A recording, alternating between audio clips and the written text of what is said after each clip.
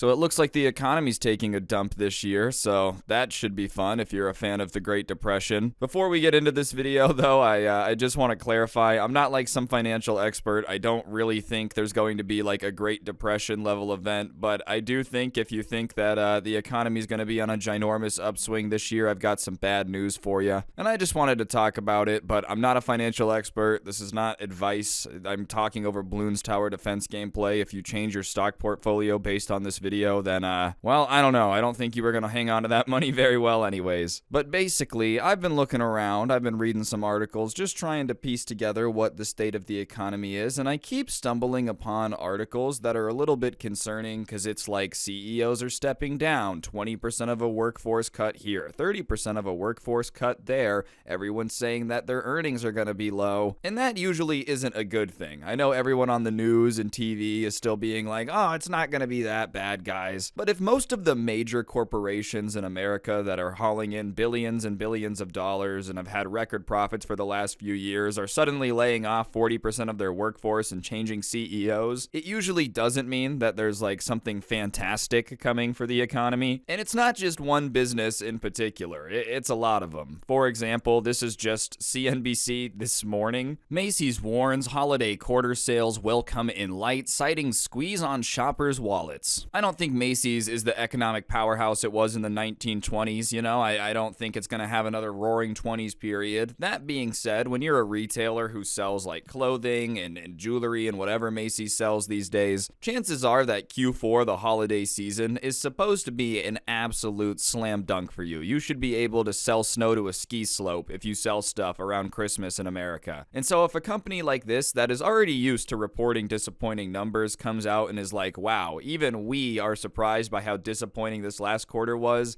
it's probably not a good sign, but it's not just them. McDonald's plans reorganization and job cuts as it accelerates restaurant openings. So I know this one might seem a little bit confusing because like they're cutting jobs but opening restaurants. I don't know if you guys have noticed this. McDonald's has been moving towards automation for a while, and at this point they've probably decided that the economy is about to get bad. They can cut costs and keep opening restaurants that are automated, and in fact, this is terrifying. They opened their first completely automated restaurant recently. In a corporation the size of McDonald's laying off 10% of its workforce would have huge implications for the economy. They're one of the biggest employers in the nation, and these aren't jobs that are going to probably be coming back when this economic slowdown period, recession, whatever you want to call it, ends. Because if they find a way to make automated restaurants and they can open 19 automated restaurants for the same price that it used to cost them to operate one, it's going to completely change the landscape of everything. This is not a tiny company, but it's not just them. It's not just big companies, retail companies. The tagline on this article tries to spin it to be positive, but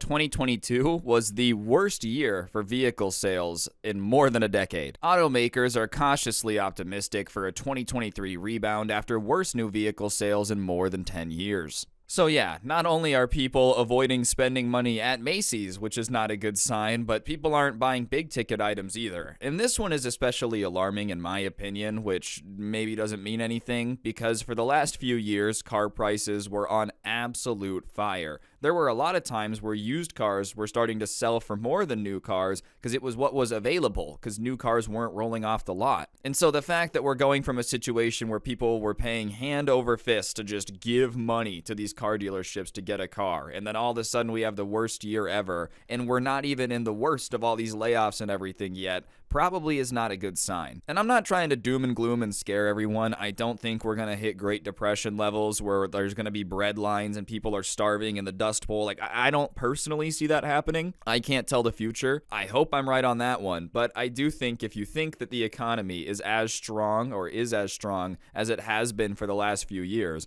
you're living under a rock. Like, you really just got to take a look around and realize that everything is starting to slow down. Companies are laying people off, investments are slowing down, and it's not just the fact that auto sales are down, McDonald's is cutting jobs, Macys didn't do well. It's layoffs across the board. Many companies. Layoffs are sweeping corporate America to kick off 2023. Fresh job cuts are in the works already this year at Amazon, Salesforce, Goldman Sachs, and Vimeo. Alright, so we have Macys hurting on the retail side, we have all the automakers hurting, we have McDonald's cutting jobs, Amazon and Salesforce, so there's the tech industry, Vimeo is cutting jobs, oh, and on top of that, finance is cutting jobs, Goldman Sachs. You know, the people who make an absolute killing whenever the economy is doing well because they're trading the assets that are going up in value or like dealing with mergers and acquisitions. When the economy is on fire, Goldman Sachs is literally sitting there almost with a money printer. So if they're suddenly coming out and laying off a bunch of workers, it's probably a sign that that money printer is about to slow down. And I've made videos on this channel before about how like the bank in charge of interest rates in the United States is raising rates because they need to cool down inflation.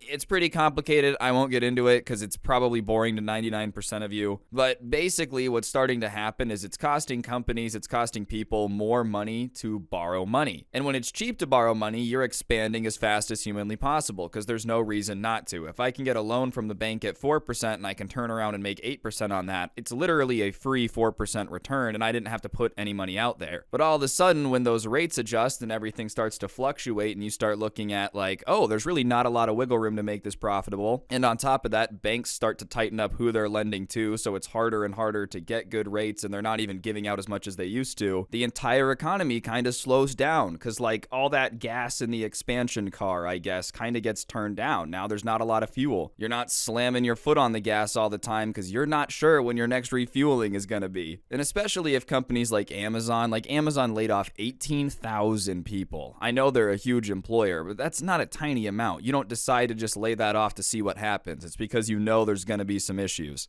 And on top of all that, I've just got some other headlines from recently that are also not great. So we've talked about the tech sector, we've talked about finance, we've talked about automakers, but the real estate side of things also is not looking too hot. And it's been way too hot. I'm not trying to say that prices can go up the way they've been going up forever. I mean, houses were going up like 25% a year. It was basically impossible for anyone with like a normal means to buy a house. Unless you're making like a solid six-figure income, then good luck actually saving the $80,000, $90,000 you need for a conventional loan. Obviously, there are some programs out there where you can like put less down than that, but for the most part, unless you were making like a good solid amount of money, you were priced out of most good houses. Then again, like I live in a pretty high cost of living area. I don't know what things are like in like Iowa or Nebraska. I could be completely off base there, but you guys get what I'm saying. Even in those types of places, housing prices were nuts. It was just going so quickly. It was so expensive. And because these rates have adjusted, it's priced out a lot of people. Mortgage demand plunges 13.2% to end 2022 as interest rates head higher again. So there's another sector that's got to cool down, and housing prices are definitely starting to drop. I just like looking at Zillow. I'm not gonna lie. I don't know if anyone else does that, but like I'll just go look at a $50 million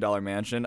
This rug is ugly. Like I could even afford the thing, but regardless, I've noticed that there's been a lot more price cuts on that type of stuff, like stuff sitting on the market. At the peak, dude, you would see a house on Zillow the next day, gone. Somebody bought it in cash, $50,000 over asking price. It's out of there. And now I'm seeing stuff sit for like months and price falling and like cuts coming in. Wow, it'd be really nice if I could talk, but you guys get what I'm saying. Price cuts are starting to come in across the board, so that's not fantastic for the real estate side of things. Good overall for everybody else who's trying to buy a house because things were getting out of control. But yeah, for the economy, everything falling apart at once isn't great. Stitch Fix plans 20% job cuts as CEO steps down, and founder Katrina Lake is set to reassume post. I don't think Stitch Fix is like some economic giant that shifts the entire economy, but we're not only talking about large companies really feeling a crunch. Even Stitch Fix is cutting 20% of its workforce and changing CEOs. You don't change CEOs unless things are going way less great than they should be. Like that's a pretty big decision, especially if you're a company doing, I'm assuming, tens of millions of dollars in revenue every year. That's not something you hop into. And if the founder, who's probably been enjoying having a CEO, having a lot less on their plate, is willing to step back in and fix things, it also shows that the situation might not be fantastic. Because think about it this way. You found a company, you get it to the point where it's just printing money. You hire a CEO, you hire a team. Now you can go sit on a beach, take your $6 million a year and just enjoy it.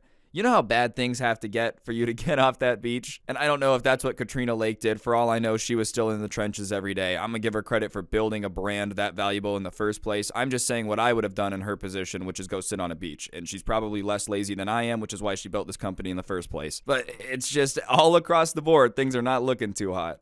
Oh, and it's looking like Bed Bath & Beyond is going bankrupt. I don't know, man. Like I said, I'm an idiot. I hope I'm really wrong about this. I hope that I look really stupid in like a year. People watch this video. That idiot, man. We were fine. Everyone's so much richer than they were a year ago. Like, I hope so. I hope that's the case. I just look at the news and I realize things might not be going that hot. But yeah, press like if you liked the video. Dislike if you didn't. I don't care. See you guys next time. Don't get anyone pregnant. Make sure to have peace.